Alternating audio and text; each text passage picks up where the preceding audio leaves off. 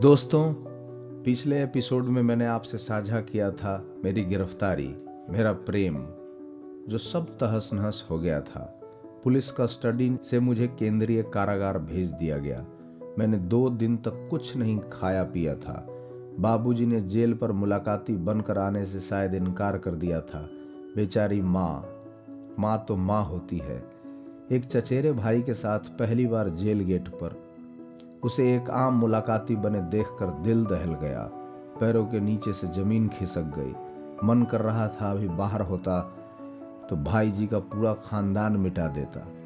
माँ की मुलाकातियों के बीच उसकी दुर्दशा देखकर उसको किसी तरह जेलर के कमरे तक आने को बोला। मुलाकातियों की बहुत भीड़ थी। माँ बेचारी धक्का मुक्की में गिर गई थी, जो मैं अंदर से देख पा रहा था, लेकिन मेरी आवाज़ वहाँ तक नहीं जा रही थी। तब मैंने छोटे चचेरे भाई को खूब चिल्लाकर अपने पास आने का इशारा किया। वो कैसे भी भीड़ में घुसकर मेरे खिड़की तक आया। मैंने उसे बोला कि माँ को यहाँ से ले जा और कैसे भी रिंटू के पास जाकर मिलने बोल। उसे सब पता है, वो आगे की सब व्यवस्था कर रहा है। इस दरमियान जेल के अंदर धक्का मुक्की में किसी दूसरे दबंग कैदी से मेरी भयंकर मारामारी हो गई। जेल में पगली घंटी बजा दी गई। सबकी जबरदस्त धुनाई हुई। फिर शांति के बाद मुझे कसूरवार मानकर कुछ दिनों के लिए सेल में बंद कर दिया गया। एक काल कोठरी, जहां एकदम घुप अंधेरा होता है, दिन में भी सिर्फ थोड़ी रोशनी आती है। उस दिन धक्का मुक्की के बीच छोटे भाई को ये न बोल सका कि बाबूजी से कहना मैं निर्दोष हूँ। मैंने वहीं से कहा, कैसे भी रिंटू के घर जाकर उससे मिलने को बोलना और मेरी जमानत के लिए कोई उपाय लगाने को कहना। मुझे कैसे भी जमानत दिलवाए, नहीं तो अच्छा नहीं होगा। असलियत में जेल के बाहर मुलाकातियों की यही दुर्दशा होती है। फिल्मों जैसा जेल बिल्कुल नहीं होता। आप अगर पैसे और रसूख वाले अपराधी नहीं हैं तो सभी कुत्तों वाला व्यवहार करते हैं। खैर, रिंटू को सब कुछ मालूम है, लेकिन माँ को रिंटू की असलियत नहीं मालूम थी। माँ की दुर्दशा देखकर एक बार मैंने निर्णय कर लिया था कि अब इस नर्क वाले दलदल में कभी नहीं जाऊंगा। फिर अचानक ख्याल आया, पहले यहाँ से निकल तो जाऊं, जो इतना आसान नहीं था। संगीन धाराओं के अंतर्गत केस दर्ज हुआ था मुझ पर। जेल के अंदर सब मुझे तरह तरह की बातें बता रहे थे, जिसको जितना ज्ञान था। एक कैदी नए कैदियों के साथ ऐसा ही करता है अमूमन। 15 दिनों बाद जब मैं सेल से बाहर आया, तब जिस कैदी से मेरी लड़ाई हुई थी, वो अपने लोगों का समूह बनाकर मेरे साथ गंभीर मारपीट करने की प्लानिंग बना रहा था। ये बात मेरे एक जेल के सहकर्मी ने मुझे बता दी। वास्तव में जेल की 4 दीवारी के भीतर स्कूलों जैसे बड़े बड़े कमरे नुमा हॉल होता है, जिसके अंदर शाम को गिनती करके सभी कैदियों को बंद कर दिया जाता है और फिर अगले दिन सुबह बाहर खुले मैदान के लिए छोड़े जाते हैं। ये रोज का रूटीन है जेल के अंदर का। शाम को एक बार अंदर बंद हो जाने के बाद आप पेशाब या शौच जा सकते हैं, लेकिन उस 12 घंटे में अगर आपको पेशाब या लेटरिन जाना हो तो आप समझिए कि आप नर्क के बासी बन जाएंगे। जैसे स्कूल के कक्षा में सभी तेज विद्यार्थी सबसे आगे बैठता है, वैसे ही सभी कैदियों को सोने की व्यवस्था की गई होती है और भोथरा बेवकूफ़ विद्यार्थी को सबसे पीछे। ठीक वैसे ही उस बड़े कमरे में दोनों तरफ सबके अपने अपने बिस्तर लगे रहते हैं। जो जितना दबंग है वो सबसे आगे अच्छे अच्छे बिस्तर पर। वहाँ क्लासरूम के ब्लैक बोर्ड की तरह एक छोटी टीवी भी लगी होती है और ऊंचे ऊंचे पंखे, जिससे नाम मात्र की हवा आती है। बड़ा कैदी टीवी नज़दीक से देखता है और छोटा कैदी चोरू चक्का दूर दूर से। दबंगई की पहचान जेल के अंदर इस बात से तय होती है कि आपने कितनी हत्याएं की हैं या आपको कितनी बड़ी सजा हुई है। फांसी है, उम्र कैद है या आप अभी विचाराधीन कैदी हैं। बड़े बड़े अपराधी अपना समूह जेल के अंदर बनाए रहते हैं। वो एक दूसरे समूह से मार धाड़ होने पर मजबूती के लिए, जिनमें जातीय समूह भी होता है। इन जातीय समूह के बीच जब कभी मारपीट शुरू हो जाए तो जेल के अंदर लगी पगली घंटी बजा दी जाती है और जेल के विशेष सिपाही सभी के ऊपर आंख बंद करके लाठियां चलाते हैं, जिस भय से इस तरह के समूह आपस में लड़ाई झगड़ा करने से बचते हैं। इस पगली घंटी की वजह से अनुशासन बने रहता है, नहीं तो ये सारे पागल खूंखार एक साथ अगर आपस में भिड़ गए तो जेल के अंदर की व्यवस्था सुचारू रखना बहुत मुश्किल हो जा सकता है। अगर जेल के अंदर किसी को रात में उस बड़े हॉल के अंदर पेशाब या पैखाना लगे तो फिर उसके लिए नर्क भोगने जैसा ही होता है, क्योंकि सारे बड़े शौचालय बाहर होते हैं जो सुबह हॉल खुलने के बाद आप इस्तेमाल कर सकते हैं। लेकिन इमरजेंसी के लिए एक छोटा सा टॉयलेट उसी हॉल के एक कोने में रहता है, एकदम पीछे, जिसके आसपास वैसे कैदी रहते हैं जो 2-4 दिन के लिए आए हुए होते हैं। टिकट चेकिंग में, मालगाड़ी से कोयला उतारने में या और कोई सामान चोरी करते हुए पकड़े गए, छोटे मोटे मारपीट जो 2-4 दिन में जमानत होते ही चले जाएंगे। दबंग कैदी कभी कभी दूर से ही अपना थूक और खखार सोए हुए कैदियों के ऊपर फेंक देते हैं पीछे की तरफ, जो बेचारे छोटे कैदियों के ऊपर पड़ जाता है। लेकिन उनमें से कौन बोलने जाए। बेचारे छोटे मोटे कैदी अपने मुंह से थूक पोंछते हुए चुपचाप सो जाते हैं, या और अगर किसी ने कुछ बोलने की हिम्मत की अंधेरे में तो लवनासुर के बल्ब जलाते ही सभी चुपचाप एकदम सो जाते।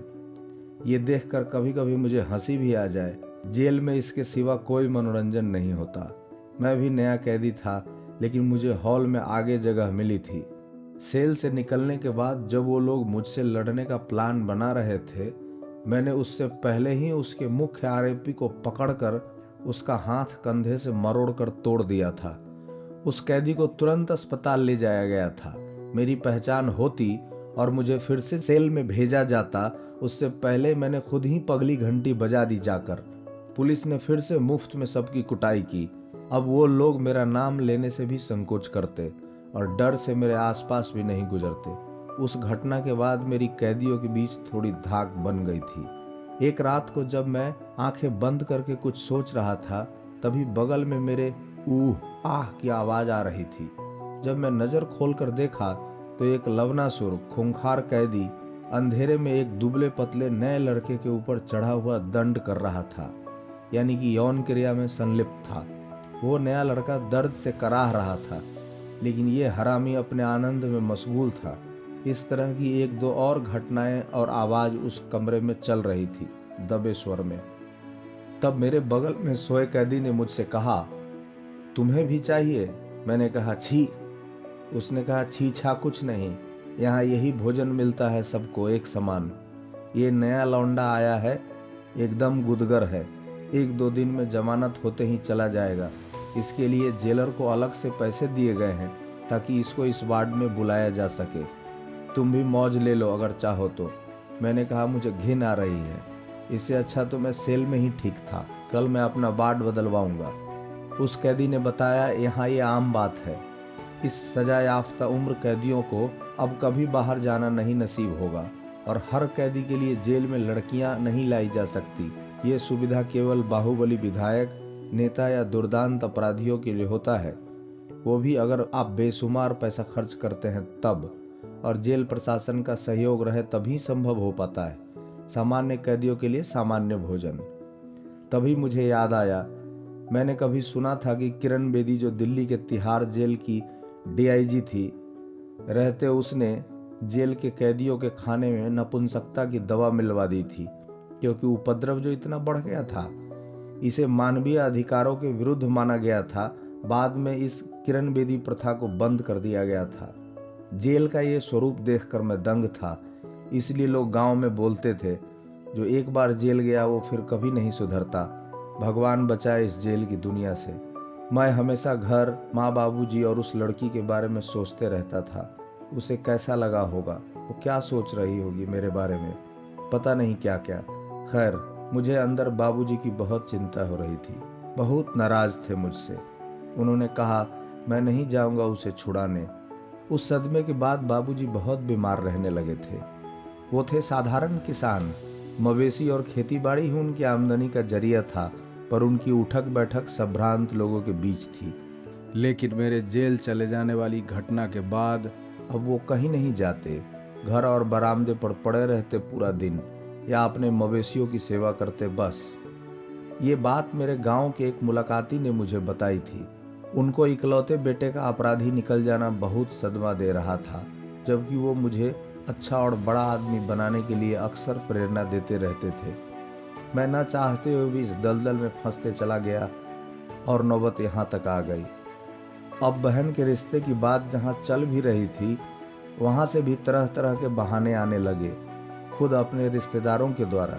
खैर, इन उधेर बुन के बाद एक खुशखबरी आई। 90 दिनों से ज़्यादा दिन बीत गए थे।